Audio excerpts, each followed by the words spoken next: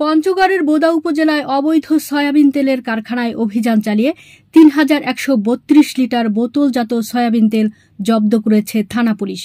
মঙ্গলবার উপজেলার সদর ইউনিয়নের মাঝগ্রাম এলাকায় গোপন সংবাদের ভিত্তিতে অভিযান চালিয়ে বোতলজাত সয়াবিন তেলগুলো জব্দ করা হয়। এ সময় 2টি পিকআপও জব্দ করা হয়।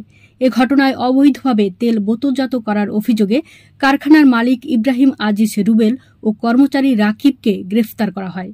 পরে থানা পুলিশ বাদী হয়ে নিরাপদ খাদ্য আইনে একটি মামলা দায়ের করে।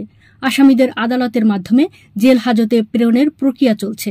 পুলিশ জানায়, কারখানাটিতে দীর্ঘদিন ধরে কর ফাঁকি দিয়ে ফাইন, টরি এবং ডায়মন্ড নামে তেল বাজারজাত করে আসছিল ইব্রাহিম আজিজ রুবেল। পরে অভিযান চালিয়ে তেল জব্দ করা হয়।